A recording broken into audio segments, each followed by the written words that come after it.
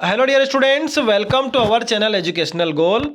और आज के इस वीडियो में हम क्लास 10th के लिए जो सामाजिक विज्ञान का जो पेपर होता है फाइनल एग्जाम के लिए, उसका सैम्पल पेपर जो कि बोर्ड ने प्रोवाइड करवाया है, उसका फुल सॉल्यूशन हम देखने वाले हैं। तो सभी विद्यार्थियों से मैं रिक्वेस्ट करता हूं कि वीडियो के अंत तक सभी को बने रहना है, और जो भी चैनल पर नए हैं उनको चैनल सब्सक्राइब जरूर करना है। ठीक है, तो चलिए देखते हैं। यहाँ पर हमारे पास टोटल नंबर ऑफ क्वेश्चंस कितने रहेंगे, 23 रहेंगे, यानी कि आपको 23 प्रश्न आने वाले हैं और मैक्सिमम मार्क्स कितने हैं, 75 मार्क्स है। ठीक है, चलिए स्टार्ट करते हैं। सबसे पहले हम सही विकल्प पर जाएंगे और यहाँ हम देखते हैं कि क्या क्या आंसर होने वाले हैं। वीडियो को बड़े ध्यान से देखना है। तो देखिए, पहला प्रश्न है कि निम्नलिखित में से किस प्रांत में सीढ़ीदार खेती की जाती है। तो देखिए, सीढ़ीदार खेती पहाड़ों में होती है, तो उत्तराखंड में इसका राइट आंसर रहेगा। फिर अगला है काली मृदा यानी कि काली मिट्टी किस राज्य में मुख्य रूप से पाई जाती है। तो देखिए, काली मिट्टी के लिए महाराष्ट्र। ठीक है, महाराष्ट्र इसका राइट आंसर रहेगा। फिर अगला है भारत में प्रोजेक्ट टाइगर परियोजना कब प्रारंभ हुई। तो देखिए, वैसे तो 1972 इसका राइट आंसर रहता है, लेकिन यहाँ ऑप्शन में नहीं है, तो इसलिए हम 1973 कंसिडर कर रहे हैं। ठीक है, फिर आगे देखते हैं गांधी इरविन समझौता हुआ था। तो देखिए, इसका राइट आंसर क्या रहेगा, 5 मार्च 1931। क्या रहेगा राइट आंसर इसका, 5 मार्च 1931। आगे देखते हैं भारत में हिंदी के अलावा कितनी भाषाओं को संविधान की 8वीं अनुसूची में दर्ज किया गया है। तो देखिए जरा, संविधान में 21 लैंग्वेज को शामिल किया गया है, दर्ज किया गया है। ठीक है, 8वीं अनुसूची में, तो 21 इसका राइट आंसर रहेगा। फिर अगला है भारत में सर्वाधिक साक्षरता वाला राज्य है, तो कौन सा है, केरल। आप सभी जानते हैं तो पहले से ही, केरल सबसे ज़्यादा जो पढ़े लिखे या साक्षर लोग हैं वो कहाँ पर है, केरल में। ठीक है, चलिए अब आगे बढ़ते हैं। हम आगे रिक्त स्थान दिए हुए हैं और एक एक रिक्त स्थान को हम समझेंगे कि भारत की सबसे बड़ी कृत्रिम झील कौन सी है। तो गोविंद सागर है। ठीक है, कौन सी है, गोविंद सागर। कर्तन दहन प्रणाली को छत्तीसगढ़ में रिक्त स्थान कहा जाता है, तो क्या कहा जाता है, दीपा। क्या कहा जाता है, दीपा।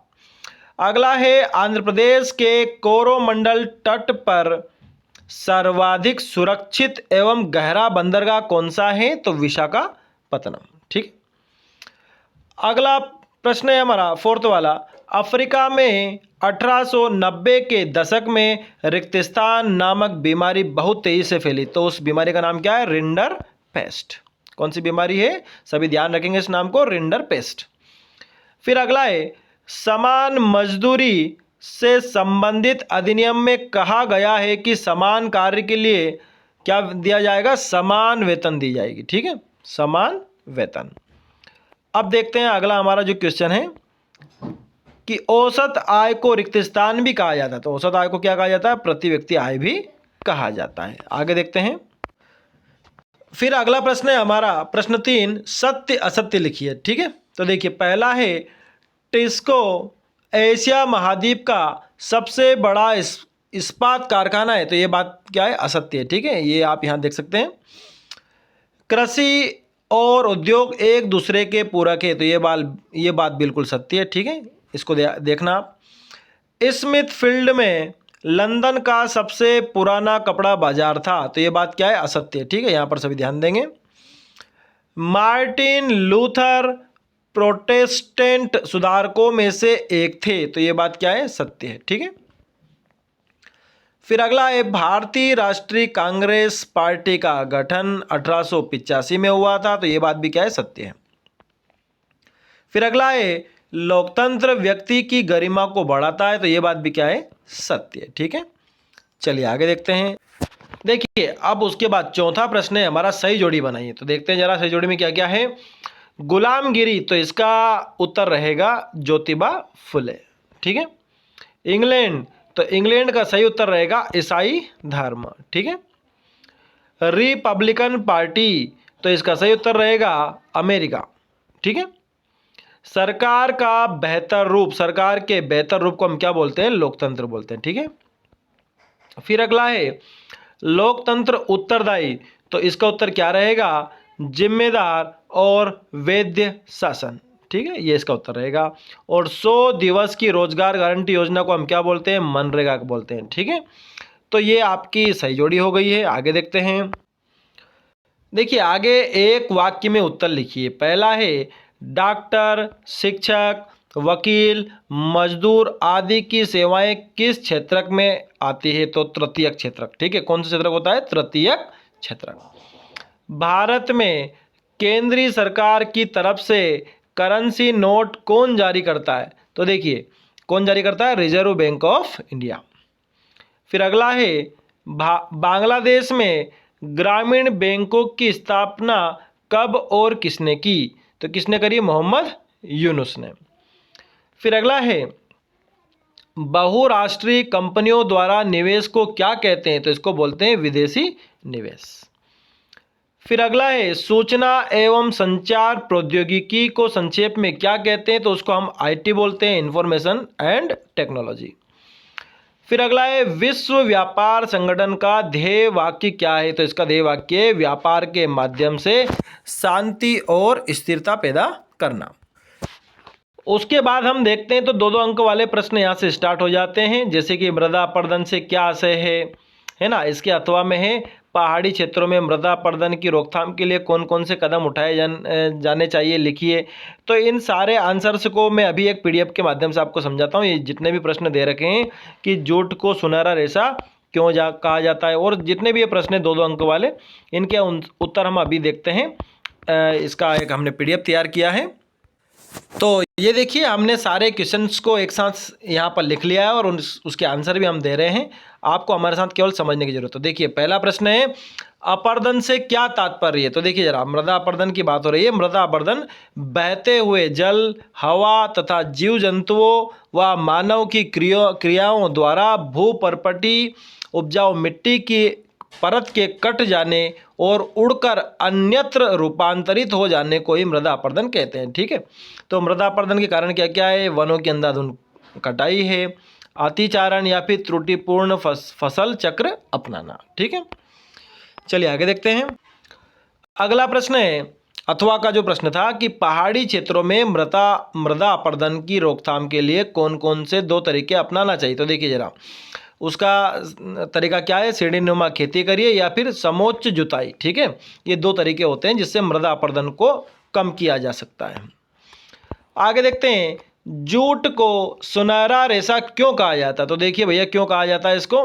क्योंकि जूट का रंग चमकीला सुनहरा होता है और जूट का मौद्रिक मूल्य भी ज़्यादा होता है। ठीक है, उसकी कीमत भी ज़्यादा होती है और उसका जो कलर है वो भी चमकीला होता है। आगे देखते हैं कि भारत की एक खाद्य फसल का नाम एवं उत्पादक क्षेत्र का नाम लिखिए। तो देखिए गेहूं भारत की एक खाद्य फसल है। पश्चिम उत्तर के गंगा सतलज के मैदान और दक्कन के काली मृदा वाले क्षेत्र भारत के मुख्य गेहूं उत्पादक क्षेत्र हैं। गेहूं के मुख्य उत्पादक पंजाब, हरियाणा, उत्तर प्रदेश, बिहार, राजस्थान और मध्य प्रदेश के कुछ भाग है जहां पर गेहूं का उत्पादन किया जाता है। ठीक है, चलिए अगला प्रश्न है आधारभूत उद्योग किन्हें कहते हैं? तो देखिए जरा, आधारभूत उद्योग क्या है? जिन उद्योगों के उत्पादन या कच्चे माल पर दूसरे उद्योग निर्भर करते हैं उन्हें हम आधारभूत उद्योग कहते हैं। इन उद्योगों को मूल उद्योग भी कहा जाता है। आधारभूत उद्योगों के कुछ उदाहरण ये रहे: लोहा और इस्पात उद्योग, तांबा प्रगलन उद्योग, एल्यूमिनियम प्रगलन उद्योग। अगला है कृषि आधारित उद्योगों के नाम लिखिए। तो देखिए जरा, कृषि आधारित उद्योग कौन कौन से? चीनी उद्योग, गुड़ उद्योग, कपड़ा उद्योग, चमड़ा उद्योग, रबर उद्योग, जैव ईंधन उद्योग, खाद्य तेल उद्योग। ठीक है, ये सारे कृषि आधारित उद्योग होते हैं। उसके बाद है स्थानीय और अंतर्राष्ट्रीय व्यापार में कोई 2 अंतर बताने। तो देखिए जरा, क्या है 2 अंतर? स्थानीय व्यापार किसी देश के अंदर होने वाला व्यापार होता है, यह व्यापार शहरों, कस्बों, गाँव में होता है। और अंतर्राष्ट्रीय व्यापार 2 देशों के बीच होने वाला व्यापार होता है और यह व्यापार समुद्री, हवाई या स्थलीय मार्गों से ही हो सकता है। ठीक है, अगला है जालवेराइन क्या है? तो समझते हैं जालवेराइन क्या है। यह एक जर्मन शुल्क संघ था जिसमें अधिकांश जर्मन राज्य शामिल थे। यह संघ 1834 में प्रशा की पहल पर स्थापित हुआ था। इसमें विभिन्न राज्यों के बीच शुल्क अवरोधों को समाप्त कर दिया गया और मुद्राओं की संख्या 2 कर दी, जो पहले 20 से भी अधिक थी। यह संघ जर्मनी के आर्थिक एकीकरण का प्रतीक था। ठीक है, जालवेराइन आप अच्छे समझ लेना, इसको याद कर लीजिएगा। ठीक है, थोड़ा सा आपको डिफिकल्ट पड़ सकता है, जिन्होंने डीप स्टडीज सोशल साइंस की नहीं करी उनको ये कठिन पड़ सकता है, तो इसको वो याद कर लीजिए। आगे देखते हैं नेपोलियन संहिता क्या थी। तो देखते हैं जरा, 1804 की नागरिक संहिता, जिसे आमतौर पर नेपोलियन की संहिता के नाम से जाना जाता है, ने जन्म पर आधारित विशेषाधिकार समाप्त कर दिए थे। उसने कानून के समक्ष बराबरी और संपत्ति के अधिकार को सुनिश्चित बनाया। ठीक है, सुरक्षित बनाया। आगे देखते हैं, गांधी जी ने असहयोग आंदोलन को वापस लेने का फैसला क्यों किया? तो देखिए जरा, गांधी जी ने 1922 में असहयोग आंदोलन को वापस लेने का फैसला किया क्योंकि चोरा चोरी गोरखपुर में एक शांतिपूर्ण भीड़ विरोध हिंसक हो गया। यानी कि जो एक भीड़ थी उसने हिंसक रूप ले लिया, जिसके परिणाम स्वरूप 22 पुलिसकर्मियों की मौत हो गई। गांधी जी किसी भी प्रकार की हिंसा के विरुद्ध थे। इस आंदोलन को हिंसक होता देख गांधी जी ने इस आंदोलन को वापस ले लिया। ठीक है, अगला प्रश्न है, रोलेट एक्ट क्या था? तो देखिए जरा, यह एक ऐसा कानून था जिसके अनुसार किसी भी व्यक्ति को बिना अभियोग चलाए अनिश्चित समय तक जेल में डाला जा सकता था। और यह कब लागू हुआ? तो यह सन 1919 में पारित हुआ। रोलेट एक्ट का प्रमुख उद्देश्य राष्ट्रीय आंदोलनों को कुचलना था। अतः गांधी जी ने इस एक्ट का बहुत ही ज़्यादा व्यापक विरोध किया। आगे देखते हैं, आयात शुल्क क्या है? तो देखिए जरा, आयात शुल्क किसी देश के सीमा शुल्क अधिकारियों द्वारा विदेश से आयातित सामानों पर लगाए जाने वाला कर है। इसे सीमा शुल्क, टैरिफ या आयात कर भी कहा जाता है। ठीक है, यानी कि एक तरह का ये सीमा शुल्क होता है, किसी भी देश के अधिकारी उसको लगाते हैं। आयात शुल्क की राशि आमतौर पर आयातित वस्तुओं की कीमत पर निर्भर करती है। ठीक है, आगे देखते हैं, कार्न लॉ से क्या आशय है? तो देखिए जरा, ब्रिटेन सरकार ने बड़े भूस्वामियों के दबाव में सरकार ने मक्का के आयात पर पाबंदी लगा दी।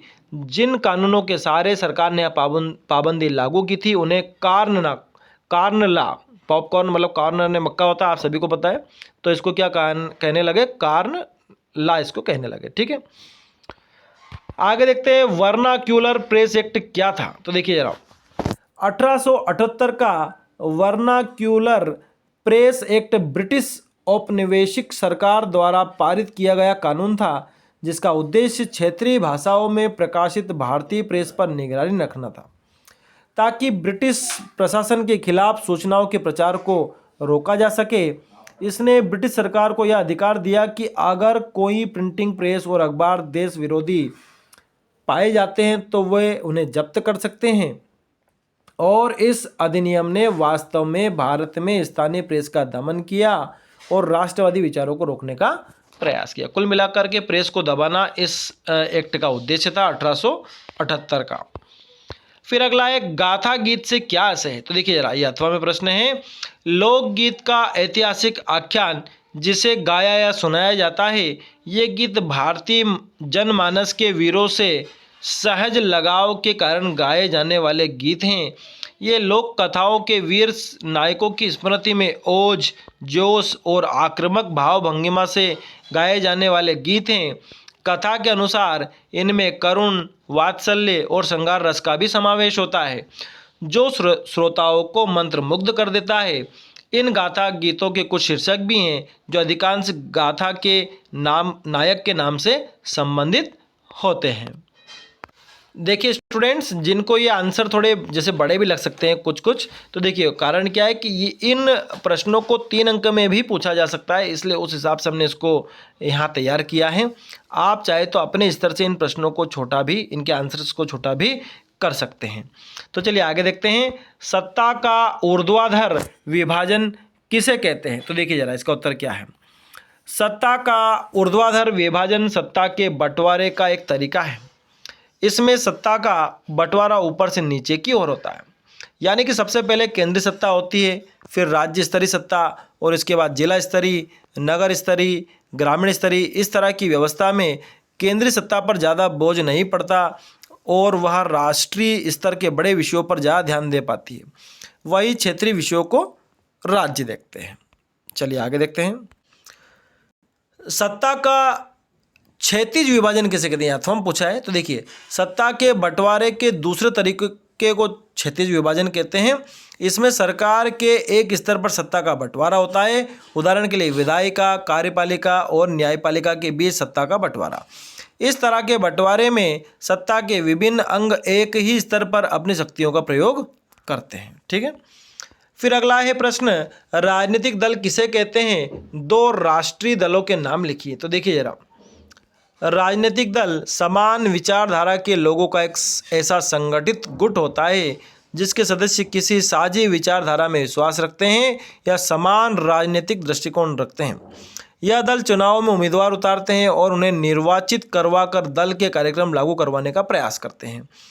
2 राष्ट्रीय राजनीतिक दलों के नाम जो हैं वो आप जानते हैं, भारतीय राष्ट्रीय कांग्रेस और भारतीय जनता पार्टी। चलिए आगे देखते हैं, शपथ पत्र से क्या आशय है? तो देखिए जरा, शपथ पत्र एक ऐसा दस्तावेज है जिसमें एक व्यक्ति या एक संगठन का दावा होता है कि वह किसी काम को करने की शपथ लेता है और उसे पूरा करने के लिए प्रतिबद्ध होता है। इसमें सामान्यतया किसी पद की जिम्मेदारी को संभालने के लिए अधिकारी या कर्मचारी की प्रतिज्ञा शामिल होती है। यह एक आधिकारिक दस्तावेज होता है जिसे सरकारी, सार्वजनिक और निजी संगठनों में प्रयोग किया जाता है। शपथ पत्र का उद्देश्य संबंधित कार्य को निष्पादित करने की सावधानी और प्रतिबद्धता को स्थापित करना होता है। ठीक है, तो डियर स्टूडेंट्स, अपने हिसाब से इनको आप छोटा भी कर सकते हैं। ठीक है, आगे देखते हैं, प्रच्छन्न बेरोजगारी किसे कहते हैं? तो देखिए जरा, प्रच्छन्न बेरोजगारी यानी कि छुपी हुई बेरोजगारी एक ऐसी स्थिति है जिसमें ज़रूरत से ज़्यादा लोगों को रोजगार दिया जाता है। इसमें श्रम शक्ति का एक हिस्सा या तो बिना काम के रह जाता है या फिर बेकार काम करता है। इस स्थिति में श्रमिकों की उत्पादकता शून्य या बहुत कम होती है। यह मुख्य रूप से भारत के कृषि और असंगठित क्षेत्रों में पाई जाती है। आगे देखते हैं, सेवा क्षेत्र किसे कहते हैं? उदाहरण देकर समझाइए।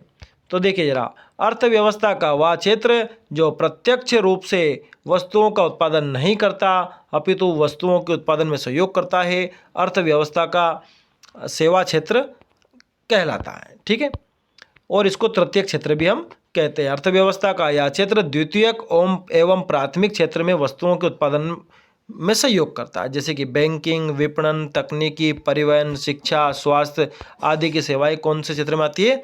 सेवा क्षेत्र में आती है, यानी कि तृतीयक क्षेत्र। फिर आगे है वस्तु विनिमय प्रणाली किसे कहते हैं? उदाहरण देकर समझाइए। तो देखिए जरा, वस्तु विनिमय प्रणाली, जब किसी एक वस्तु के बदले दूसरी वस्तु का लेना देना होता है तो इसे वस्तु विनिमय प्रणाली कहते हैं। इसमें मुद्रा यानी पैसे का इस्तेमाल नहीं किया जाता। वस्तु विनिमय प्रणाली के कुछ उदाहरण हैं, एक गाय लेकर 10 बकरियां देना, ब्रेड के लिए मक्खन का आदान प्रदान करना, गेहूं के बदले कपड़ा लेना, किसी अध्यापक को उसकी सेवाओं का भुगतान अनाज के रूप में करना। तो ये सब क्या है? वस्तु विनिमय के उदाहरण है। अगला है मुद्रा किसे कहते हैं? मुद्रा के कोई 2 कार्य लिखिए। कोई भी वह वस्तु जिसे सामान्य स्वीकृति हो, वह वस्तु विनिमय का माध्यम हो, मूल्य माप और मूल्य संचय का कार्य करती हो, उसे मुद्रा कहते हैं। मुद्रा के कार्य हैं विनिमय का माध्यम, मूल्य का मापक, मूल्य का संचय, मूल्य का हस्तांतरण। ठीक है, उसे हम कहते हैं मुद्रा। कोई भी वस्तु जिसे सामान्य स्वीकृति प्रदान हो। ठीक है, तो ये सारे 2-2 अंक के क्वेश्चंस के हमने आंसर दे दिए हैं और यहाँ से फिर आपके 3 अंक के प्रश्न स्टार्ट हो जाते हैं। प्रश्न नंबर 18 से, जैसे कि भारत में वनों को कितने भागों में बांटा गया है, संक्षिप्त में समझाइए। मानवीय क्रियाओं को किस प्रकार प्राकृतिक वनस्पति जाति एवं प्राणी जाति को नुकसान हो रहा है, उक्त संबंध में अपने विचार लिखिए। अगला प्रश्न है, ब्रिटेन की महिला कामगारों ने स्पिनिंग जैसी मशीनों पर हमले क्यों किए, कारण बताने हैं। स्टेपलर, फुलर और कार्डिंग का अर्थ स्पष्ट करना है। फिर 20वां प्रश्न है, संघीय शासन व्यवस्था की 3 विशेषता बतानी है। या अथवा में भारत में केंद्र सरकार और राज्य सरकार के बीच विधायी शक्तियों का विभाजन किया गया है, उदाहरण देकर बताना है। तो ये 3 अंक वाले प्रश्न भी है और उसके बाद 4 अंक के भी है, जैसे कि भारत छोड़ो आंदोलन की असफलता के कारण बताने हैं, बहुत इंपॉर्टेंट प्रश्न है। और अथवा में साविनय अवज्ञा आंदोलन और जलियांवाला बाग हत्याकांड पर टिप्पणी करना है। फिर आगे प्रश्न है, अंतर्राष्ट्रीय व्यापार किसे कहते हैं, इसे प्रभावित करने वाले कारकों के नाम बताने हैं। उसके अथवा में है, परिवहन और संचार के साधन किसी देश की अर्थव्यवस्था की जीवन रेखा क्यों माने जाते हैं, उसमें अपने विचार व्यक्त करने, उदाहरण दे करके। और फिर आखिर में है मानचित्र, जैसे कि उसमें आपको दिखाना है खनिज और ऊर्जा के क्षेत्र, जैसे कि सिंगरौली, नामरूप, कटनी, अमरकंटक।